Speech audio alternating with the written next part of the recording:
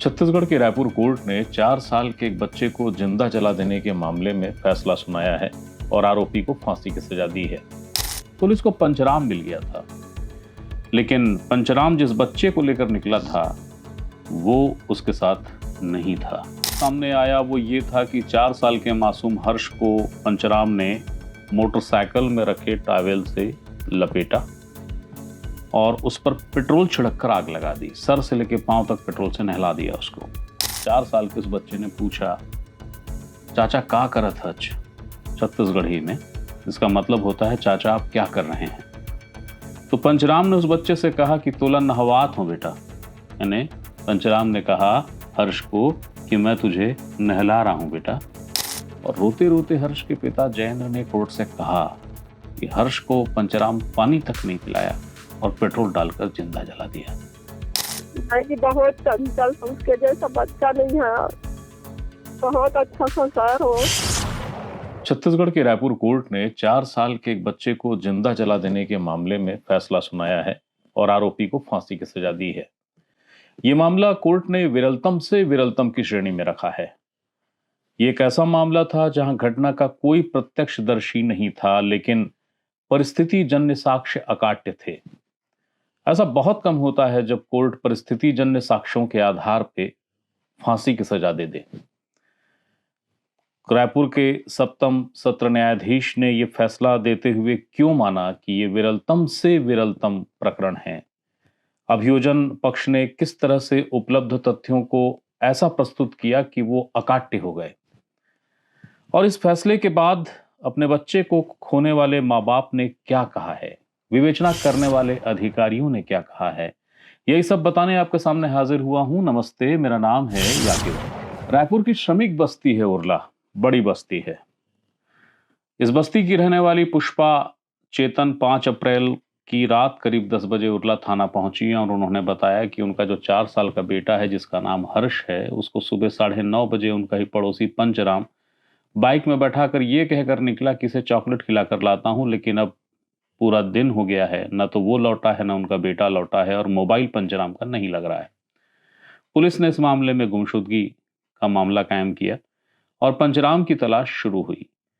पंचराम की तलाश करते हुए पुलिस ने कुछ सीसीटीवी फुटेज देखे और उनको जब्त किया, जिसमें पंचराम 4 साल के बच्चे हर्ष को लेकर बाइक से जाते हुए दिख रहा था।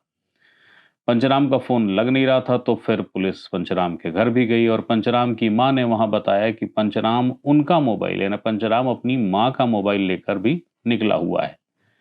तो सीडीआर से पंचराम की मां का मोबाइल का लोकेशन निकाला गया और वो लोकेशन निकली नागपुर। 7 अप्रैल को पुलिस ने उसे नागपुर से पकड़ा पंचराम को, और 8 अप्रैल को लेकर उसे उरला आई। पुलिस को पंचराम मिल गया था, लेकिन पंचराम जिस बच्चे को लेकर निकला था वो उसके साथ नहीं था। पूछताछ में पंचराम ने बताया कि उसने 4 साल के बच्चे हर्ष को मार दिया है। पुलिस के सामने अब सवाल था कि 4 साल के बच्चे को मारने की वजह क्या थी, और वो 4 साल का बच्चा जिसका नाम हर्ष है, आखिर उसकी लाश कहां है। पुलिस मेमोरेंडम और पूछताछ में जो तथ्य सामने आया वो ये था कि 4 साल के मासूम हर्ष को पंचराम ने मोटरसाइकिल में रखे टॉवेल से लपेटा और उस पर पेट्रोल छिड़ककर आग लगा दी। सर से लेकर पांव तक पेट्रोल से नहला दिया उसको। बच्चे पर जब वो पेट्रोल छिड़क रहा था तो नन्हे हर्ष ने पूछा, 4 साल के उस बच्चे ने पूछा, चाचा का करत हच? छत्तीसगढ़ी में इसका मतलब होता है चाचा आप क्या कर रहे हैं। तो पंचराम ने उस बच्चे से कहा कि तोला नहवात हूं बेटा। यानी पंचराम ने कहा हर्ष को कि मैं तुझे नहला रहा हूं बेटा। और जब हर्ष पेट्रोल से सराबोर हो गया तो पंचराम ने आग लगा दी। पुलिस की विवेचना ये कहती है, जो साबित भी हुई, कि जब हर्ष को वो आग लगाया और हर्ष जब जल रहा था तो पंचराम बहुत इत्मीनान से खड़ा होकर उसको जलते हुए देख रहा था। जब वो पूरी तरह जल गया, खत्म हो गया, तो पंचराम वहां से निकल गया। ये जो टीम थी, जो पुलिस की टीम थी, जो इस पूरे मामले की जांच कर रही थी, उनमें से किसी भी सदस्य के लिए ये जो पूरा मामला है ये कभी न भूलने वाला मसला है। जांच टीम के एक सदस्य जिनका नाम है श्रवण मिश्रा, सब इंस्पेक्टर, बहुत अहम सदस्य थे इस विवेचना टीम के। उनसे हमने बात की और उन्होंने जो कहा इस घटनाक्रम को लेकर, इस ब्यौरे को लेकर, यानी पंचराम के पकड़ाने और बच्चे के शव मिलने की जो परिस्थितियां जो उस समय की थी और जो पंचराम ने बताया, जो कुछ उन्होंने बताया वो यहाँ है, देखिए। जो बच्चा है उसको ले गया था सर चॉकलेट खिलाने के नाम से, और न्यूनारा जंगल है जो बेमेतरा में पड़ता है, उरला से करीब 12 किलोमीटर दूर है। तीनों ने ले गया सर, अपने घर से तैयारी के साथ ले गया। 2 लीटर का पीले रंग का डब्बा लिया, पेट्रोल पंप गया, 100 रुपये का उन्होंने पेट्रोल लिया। उसके बाद अपनी मोटरसाइकिल से ले जाकर उस जंगल में सर उसको अपने जो टावेल है उसको लपेटा। बच्चे का नाम था हर्ष चेतन। उसको लपेटने के बाद मिट्टी तेल को डाला, पेट्रोल को डाला उसके ऊपर में। तो बच्चे ने बोला कि अंकल क्या कर रहे हो? तो गेंडरे बोला कि आपको नहला रहा हूँ। उसके बाद जो है उन्होंने आग लगा दिया।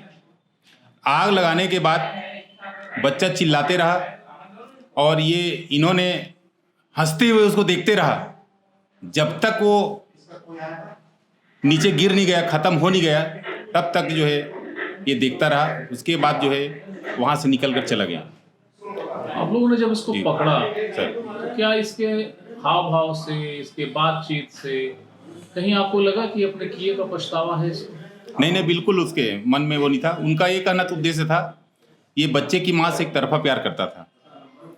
तो उनकी माँ जो है इनकार करती थी। इसको सबक सिखाने के लिए उनका उद्देश्य था कि इसको सबक सिखाऊंगा।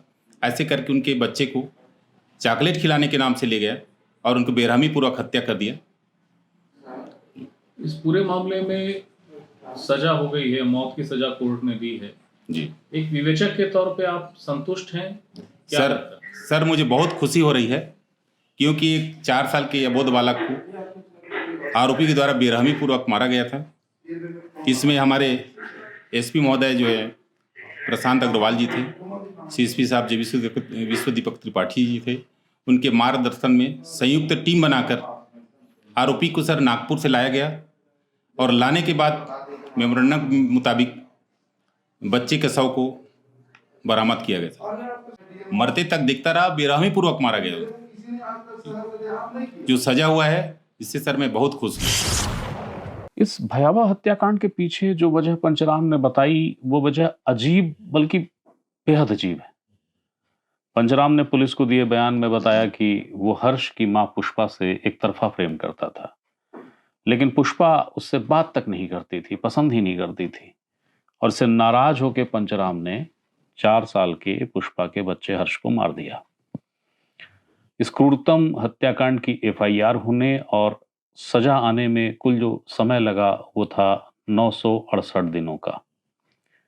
अभियोजन की ओर से 19 गवाहों ने बयान दिए। अभियोजन ने सीसीटीवी फुटेज, डीएनए रिपोर्ट और मेमोरेंडम कथन के आधार पर प्रमाणित कर दिया कि आरोपी पंचराम ही अपराधी है और उसने घटना की है। कोर्ट में पंचराम की ओर से कोई बचाव साक्षी नहीं था। कोर्ट ने अवसर दिया कि बचाव साक्षी है तो कोई ले आए, मगर वो ला नहीं पाया और कोर्ट ने फांसी की सजा दे दी। सजा के पहले कोर्ट की जो प्रक्रिया थी गवाही की, उस गवाही की प्रक्रिया के दौरान भी कुछ बेहद अहम हुआ। वो क्या हुआ आगे बताता हूं। बहुत कोर्ट के पन्ने काफ़ी ज़्यादा हैं तो कई बार उसे मुझे पढ़ने के लिए नीचे देखना पड़ेगा कागज़ों की ओर, तो कृपया यह मत सोचिएगा कि मैं कहीं और देख रहा हूं। मैं आपको सही जानकारी देने के लिए कागज़ों की ओर ही देख रहा हूं। तो कोर्ट में जब प्रक्रिया शुरू हुई गवाही की, तो गवाही की प्रक्रिया के दौरान हर्ष के माता पिता कोर्ट आए। कोर्ट में गवाही देते हुए हर्ष की मां पुष्पा और उनके पिता जयेंद्र चेतन रोने लगे। ये कोर्ट के रिकॉर्ड में दर्ज है। कोर्ट में हर्ष की मां ने पंचराम ही उनके बेटे को लेकर गया था ये बात बताई, और रोते रोते हर्ष के पिता जयेंद्र ने कोर्ट से कहा कि हर्ष को पंचराम पानी तक नहीं पिलाया और पेट्रोल डालकर जिंदा जला दिया। इसके बाद कोर्ट में हर्ष के बड़े भाई जो करीब 8 वर्ष का है, दिव्यांश चेतन, उसकी गवाही हुई। एक चीज जान लीजिए कि जब हर्ष को लेकर पंचराम निकला था तो उसके पहले वो हर्ष और दिव्यांश दोनों को एक साथ लेकर मोटरसाइकिल से घुमा रहा था। हर्ष और दिव्यांश की माँ यानी पुष्पा उन दोनों को बुलाने लगी कि चलो नहाने चलना है। तो इसमें से दिव्यांश तो उतर कर आ गया पर हर्ष नहीं आया। हर्ष जिद पे उतर गया कि नहीं मैं जाऊंगा, मुझे कहा है चाचा ने चॉकलेट खिलाएंगे। चाचा मतलब पंचराम, और थोड़ा घुमाएंगे। तो पुष्पा ने कोशिश किया कि वो मान जाए आ जाए, मगर वो आया नहीं और पंचराम ने कहा कि मैं चॉकलेट खिला के लाता हूं, और उसके बाद वो गया और फिर नहीं आया। तो वो हर्ष का जो बड़ा भाई था दिव्यांश, वो कोर्ट में आया और उसने 8 साल के उस बच्चे ने बताया कोर्ट को कि हर्ष और वो यानी दिव्यांश पंचराम की मोटरसाइकिल में घूमने गए थे। घूमकर वापस आ गए तो हर्ष और घूमने की जिद करते हुए नहीं उतरा। माँ ने कोशिश की उतारने की, लेकिन वो नहीं उतरा। जब 8 बरस का दिव्यांश कोर्ट में ये बता रहा था तो सामने पंचराम खड़ा था कटघरे में। दिव्यांश की नजरें पंचराम से टकराई और अचानक सहम के दिव्यांश रोने लग गया। वो इतना असहज हुआ और रोने लगा तो कोर्ट ने कुछ देर के लिए साक्ष्य की यह प्रक्रिया रोक दी। कुछ देर बाद जब दिव्यांश सामान्य हुआ, सहज हुआ, तो जज ने उसे अपने पास बुलाया और पुचकार कर बैठाया और फिर से इत्मीनान से उसे पुचकारते हुए वही सवाल किए कि घटनाक्रम क्या हुआ था, तुम कैसे गए थे, पंचराम किस तरीके से लेकर गया।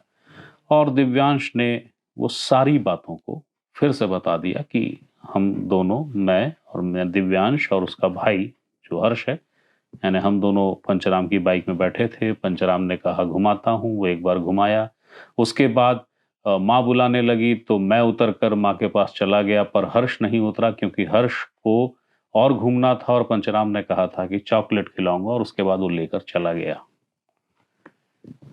अहम गवाही, बेहद अहम गवाही, जो ये बताती थी कि पंचराम ही हर्ष को लेकर गया था। और जिस तरीके से दिव्यांश सहमा पंचराम को देखकर, उससे जो पंचराम की क्रूरता थी और क्रूर मनोभाव थे, वो भी कोर्ट के सामने बहुत हद तक प्रमाणित हो गया। मामले का फैसला कोर्ट ने जब सुनाया तो बहुत विस्तार से फैसले के कारणों का भी उल्लेख किया। कोर्ट ने फैसला दिया कि इसे फांसी की सजा दी जानी चाहिए। तो कोर्ट ने अपने आदेश में फांसी की सजा देने के लिए जो कारण बताए हैं, विस्तार से जो उल्लेख किया है, अब जरा उसको देख लीजिए, उसको सुन लीजिए। रायपुर कोर्ट ने फैसले में लिखा कि जो शब्द हैं वो पढ़ रहा हूं। ये घटना बर्बरता की पराकाष्ठा है। ऐसे कृत्यों की मिसाल बहुत ही कम मिलती है। इस नृशंस और हृदयहीन हत्या को धिक्कारने के लिए कड़े से कड़े शब्द भी कम पड़ेंगे। उसके चेहरे पर घृणित कृत्य के लिए, यानी पंचराम आरोपी, उसके चेहरे पर घृणित कृत्य के लिए पश्चाताप के कोई लक्षण नहीं दिखाई पड़ते हैं। अभियुक्त के साथ न्यायिक नम्रता की गई तो इसे न्यायिक पंगुता मानकर ऐसे अपराधी अपराध करने के लिए प्रोत्साहित होंगे, और तब इस समाज को विधि या कानून की मदद से चला पाना कठिन हो जाएगा। कोर्ट ने आगे लिखा, हत्या की घटना, उसकी परिस्थितियां, अबोध मासूम 4 वर्षीय बालक की हत्या, अभियुक्त के एक तरफा प्रेम और वासना की पूर्ति नहीं होने से क्षुब्ध होकर एक महिला की गरिमा के विपरीत उसे सबक सिखाए जाने के लिए उसके द्वारा अबोध बालक की हत्या किया जाना, हत्या की घटना योजनाबद्ध तरीके से किया जाना, ये बताता है कि यह घटना बेहद गंभीर और बर्बर और भयावह है। अब घटना विरलतम से विरलतम की श्रेणी में कैसे है? फांसी के लिए अनिवार्य है कि घटना विरलतम से विरलतम की श्रेणी में हो, तो कोर्ट ने उसका ब्यौरा भी दिया है। कोर्ट ने अपने आदेश में लिखा है, अपराध का हेतु, अपराध में की गई क्रूरता, अपराध करने का प्रकार, आरोपी तथा पीड़ित के बीच विश्वास का संबंध और न्यास की स्थिति, बालक हर्ष का सर्वथा निर्दोष, असहाय और निहत्था होना, अभियुक्त की प्रेरणा, मृतक की कमजोरी, अपराध की भयावहता और उसका निष्पादन, ये सभी तथ्य और परिस्थितियां इस प्रकरण को विरलतम से विरलतम यानी सर्वाधिक दुर्लभ मामला बनाती हैं। कोर्ट ने अपने आदेश में आगे लिखा कि 4 साल के अबोध बच्चे की हत्या करने का कोई कारण नहीं था। केवल मृतक बच्चे की मां से एक तरफा प्रेम और वासना की पूर्ति का आशय एक पक्षीय था। 4 वर्षीय हर्ष निर्दोष था। वो अपने मनुष्य के रूप में जन्म होने के कारण मनुष्य को मनुष्य के रूप में जीवन जीने का जो अधिकार प्राप्त हुआ था, वो उसे प्राप्त नहीं कर सका और असामयिक रूप से मानवीय मूल्यों के विरुद्ध नृशंस तरीके से मृत्यु को प्राप्त हुआ है। असहाय और खुद की रक्षा करने में अक्षम 4 साल के बच्चे की बर्बरतापूर्वक पेट्रोल डालकर निर्दयतापूर्वक आग लगाकर हत्या की गई। अभियुक्त ना तो विकृत चित्त है और ना ही मानसिक रोगी है। वो करीब 35 वर्ष का होकर बौद्धिकता से परिपक्व मस्तिष्क का है और अपने कृत्यों का परिणाम जानता था। कोर्ट ने इसके बाद फैसले का उल्लेख किया है। कोर्ट ने लिखा कि अभियुक्त को उसकी गर्दन में फांसी लगाकर तब तक लटकाया जाए जब तक उसकी मृत्यु न हो जाए। हर्ष का एक बार जिक्र कोर्ट ने फिर से किया। उनके माता पिता को जो दुख हुआ उसका जिक्र किया कोर्ट ने लिखा कि बच्चे ईश्वर द्वारा प्रदत्त माता पिता के लिए सर्वोत्तम उपहार हैं। बच्चे के माता पिता की वेदना की पूर्ति धन से नहीं की जा सकती।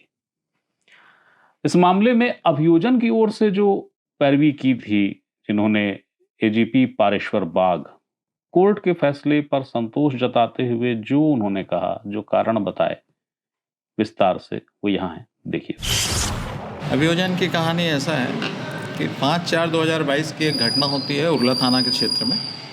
उस घटना के अंदर में एक 4 साल के बच्चे को आरोपी पंचराम गेंद्रे नामक व्यक्ति अपने मोटरसाइकिल पे घुमाने के बहाने उसको लेकर के जाता है और लेकर के जाने के बाद वो यहाँ से दूर बेमेतरा की ओर लेके जाता है और वहाँ एक सुनसान इलाके में उसको पेट्रोल डाल करके उसके ऊपर आग लगा देता है।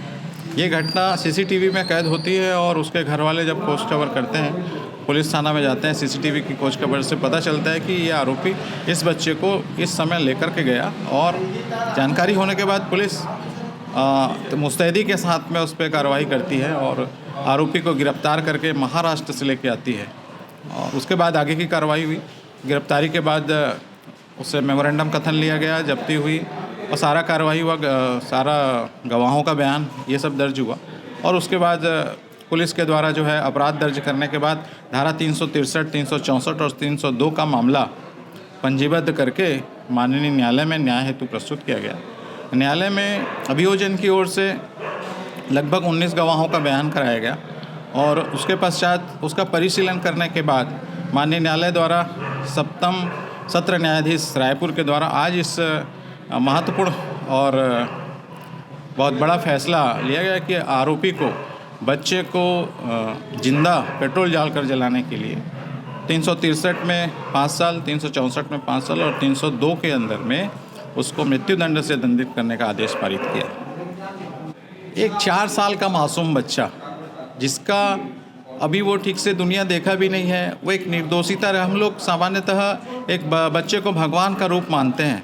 उसने आरोपी का ऐसा कोई नुकसान नहीं पहुंचाया था और उस मासूम बच्चे को केवल इसलिए कि जैसे आरोपी ने मेमोरेंडम कथन में बताया कि उसकी मम्मी से उसको जो है प्रेम था और वो उसकी माँ उसको प्रेम नहीं करती थी और उसको सबक सिखाने के उद्देश्य से जो है उस 4 साल के मासूम बच्चे को पेट्रोल डालकर जिंदा जला देना ये विरल ही है। आमतः ऐसा नहीं होता है। आमतः जो होता है कि किसी से कोई प्यार करता है तो उसके साथ नुकसान पहुंचाता है, उसके बच्चे को नुकसान नहीं पहुंचाता है। इसलिए ये विरल घटना है और इस कोर्ट ने इसको विरल माना है और इसलिए मृत्युदंड की सज़ा सुनाई। जब उसको फिंगरप्रिंट के लिए ले जा रहे थे तो काँपते वो जा रहा था और न्यायालय के अंदर वो सिर्फ ये बोला कि मैं घटना कारित नहीं किया हूँ। घटना को अंजाम देने के लिए पहले ही पेट्रोल की व्यवस्था कर ली थी, पेट्रोल पंप से पेट्रोल की व्यवस्था कर ली थी या जहाँ से पेट्रोल की व्यवस्था कर ली थी उसको स्वीकार किया और उस बच्चे को चाय नाश्ता समोसा वमोसा खिलाने के बहाने वो रोज़ घुमाता था। पता नहीं उसके दिमाग में कितने दिन से योजना थी, वो योजना करके और जब उसको अवसर मिला तो यहाँ से दूर ले जा करके उसको सुनसान इलाके में पेट्रोल छिड़क के जलाया गया। उसका पिताजी बताता है, कोर्ट से बाहर की बात है ये, कि उसका पिताजी बताता है कि जब उसके ऊपर हर्ष चेतन के ऊपर पेट्रोल डाला गया तो वो पूछ रहा था, वो इसको खुद बताया आरोपी ने कि चाचा का करा था स्मोल लिए करके। तो तोला नौ हाथ हो बेटा, ऐसा करके वो बोला था। तो मासूम बच्चा, उसके ऊपर विश्वास था, भरोसा था, चाचा बोलता था उसको, तो चला गया और उसके साथ में इस तरह से उसने आरोपी ने घटना कारित किया था।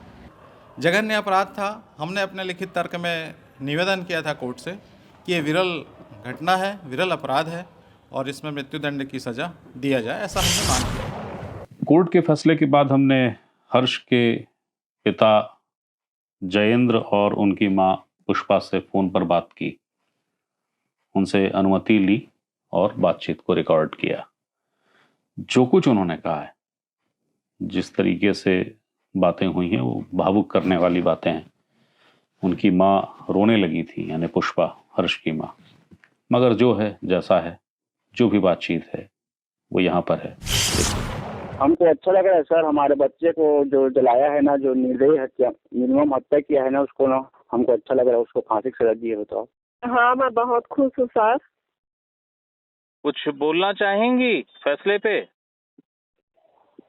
और मैं क्या बोलूँ सर, आप सबका धन्यवाद करती हूँ मैं। उसको सजा दिला दिए तो उसको। हाँ, नहीं, बहुत चंचल, उसके जैसा बच्चा नहीं है। बहुत अच्छा सा सर हो, बहुत बातूनी था वो। सुबह जब मैं खाना बनाने के लिए उठती थी 5 बजे, तो साथ में मेरे उठ जाता था और बैठ के बातें करता था, माँ ऐसा होगा, ये बनाना वो बनाना करके। जी सर, मैं बहुत खुश हूँ सर। ठीक है ना? जी सर, आप सबका धन्यवाद करती हूँ उसको सजा दिलाने के लिए। बिल्कुल बिल्कुल। अब तो मेरे पास नहीं आएगा सर, मैं जानती हूँ, लेकिन फिर भी उसको सजा मिलेगा तो मेरे दिल को थोड़ा संतुष्ट होते होगा। तो एक महत्वपूर्ण घटना थी, एक अहम जानकारी थी, और जैसा कि मैं कहता रहा हूँ, हर सूचना और हर जानकारी पे अधिकार केवल आपका है, मैं बस माध्यम हूँ। तो फिर कोई अहम जानकारी, फिर कोई घटना, फिर कोई सूचना आती है जो आपको देना जरूरी हो, वो देने आपके सामने फिर हाजिर होऊंगा। तब तक के लिए प्रणाम।